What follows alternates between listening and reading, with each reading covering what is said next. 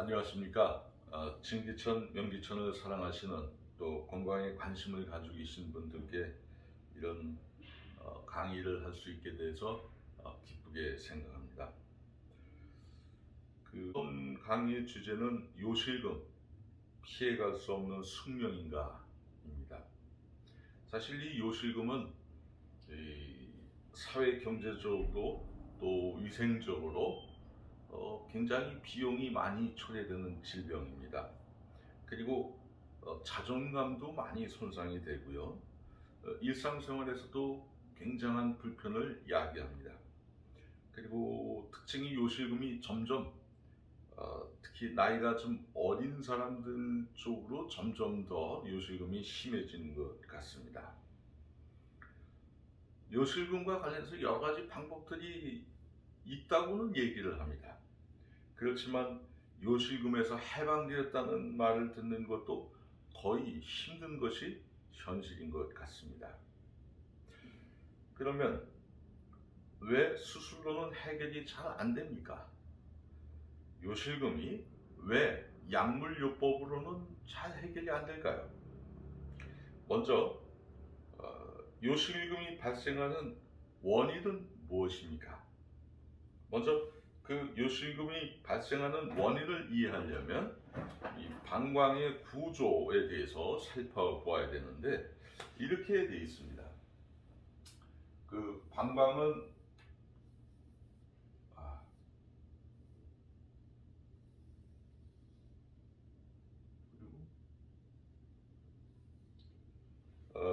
여기가 이제 신장이죠. 신장, 홍파. 그리고 여기가 방광입니다. 그리고 요도관입니다. 요도관이죠. 신장에서 해독하고 남은 찌꺼기 폐수가 생깁니다. 우리 몸에 그 폐수를 모아두는 곳이 방광입니다. 그래서 이 방광이 폐수가 어느 정도 차면 요도관을 통해서 밖으로 내버리는 그렇게 돼 있죠. 그래서 이쪽으로 요도관으로 버릴 때 관략근이 벌어지면서 길이 열려서 소변이 나가는 겁니다. 그러니까 이 방광은 수축과 이완이 잘 돼야 됩니다. 이렇게 쪼그라들었다가 폐수가 차면 커지는 겁니다. 비유적으로 말해서 방광이 처음에는 작다가 폐수가 차면 이렇게 커져야 되는 거죠. 이 이완 작용이 잘 돼야 되는데 이완 작용이 잘 안 되게 되면 소변이 찹니다. 이를테면 이렇게 되는 거죠. 소변이 방광에 이렇게 차면 이렇게 차면서 점점 커지는데 이만큼 찼다고 쳐봅시다.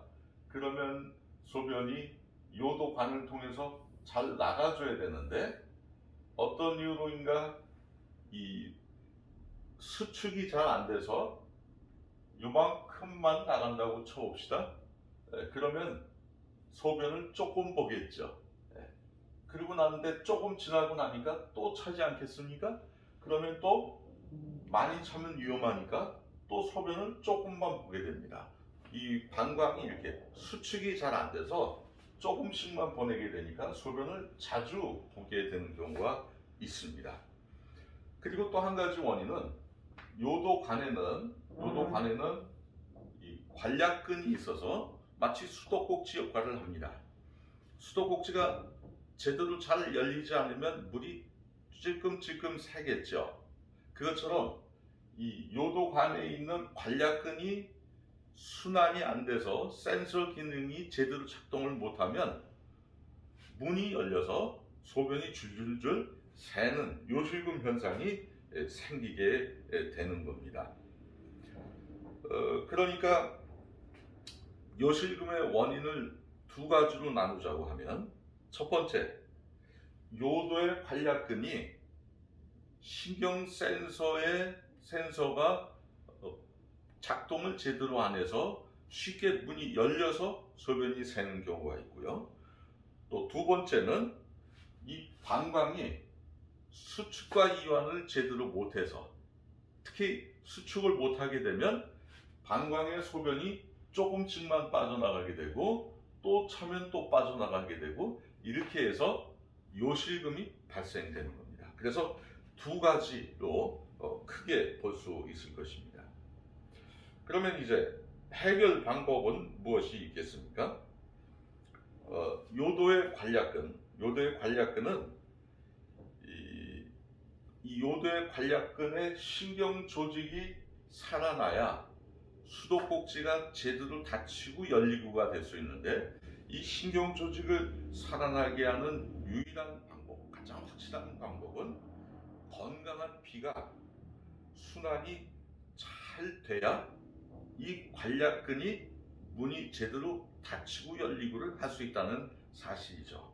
그러니까 건강한 피가 이 요도관, 관략근을 좌우하는 겁니다.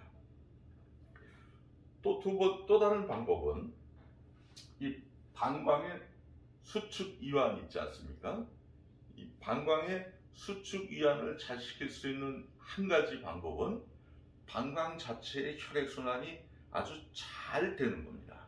혈액순환이 잘 되면 방광이 가지고 있는 고유한 기능들을 살아나게 됩니다. 방광의 근육들이 제 역할을 하는 거죠. 그래서 수축과 이완을 정상적으로 풀어내게 되는 겁니다. 그렇습니다. 이 방광의 혈액순환이 잘 될 때 방광의 수축과 이완이 돼서 요실금을 방지할 수 있습니다. 그러면 이 약물은 언제 필요한 겁니까? 이제 급성 방광염, 급성 요도염에 걸리면요, 통증이 좀 굉장히 심합니다. 그럴 때는 어떻게 하셔야 되죠? 무조건 병원에 가서 의사의 처방을 받아야 됩니다. 그래서 급할 때 약물을 써야 됩니다. 그 점을 유념하셔야 됩니다. 그러나 그 약물이 피를 건강하게 바꾼다는 그런 기적의 묘약이 있을까요? 그런 약은 아직 없는 것 같습니다. 따라서 이 약물은 근본적인 혈액순환을 시키는데 매우 부족하다, 이렇게 말할 수 있습니다. 그래서 약물로 근본적으로 요실금을 치료하는 게 어려움이 있는 것이다, 이렇게 이해할 수 있습니다. 수술은 어떻습니까?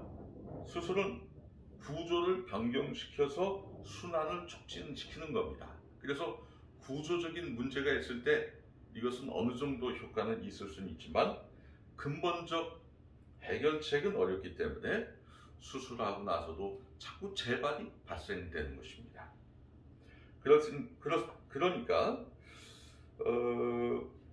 근본적으로 요실금에서 벗어나는 길은 이 혈액순환이 요도의 관략근 쪽도 풀어질 정도로, 신경 조직을 살아나는 정도로 순환이 잘 돼야 되는 것. 또 한 가지는 방광의 혈액순환이 잘 돼야 되는 건데, 이 방광에 직접 영향을 끼치는 것이 심장입니다. 콩팥이죠. 그래서 이 방광을 건강하게 하려면 심장이 건강해져야 된다는 것도 이해하실 수 있습니다. 그러면 우리 몸에 이런 심장 정도의 혈액순환을 풀 수 있는 건강한 피가 생성이 가능할까요? 많은 분들은 그것은 불가능하다고 얘기합니다. 그렇지만 가능한 방법이 딱 한 가지 있습니다. 이 정도로 강력한 혈액순환이 되려면 위와 소장과 대장, 간 이쪽의 기능이 좋아져서 건강한 피가 형성이 되면 이 건강한 피야말로 심장과 방광과 요도를 풀어낼 수 있는 힘을 갖게 됩니다. 그렇습니다. 이런 문제를 풀기 위해서 기본적인 장기의 건강이 아주 절대적이라는 사실을 이해하시면 좋겠습니다. 실제로 말 못할 고통에 시달려서 수십 년 동안 소리 소문 없이 한숨을 쉰 많은 분들이 실제로 도움을 받아서 회복이 돼서 고맙다고 하는 분들이 참 많았습니다.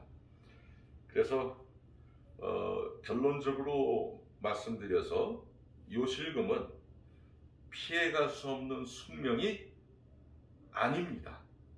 요실금은 회복될 수 있는 그런 질환이라는 것을 이해하시면 좋겠습니다. 이번 시간은 이것으로 마치겠습니다.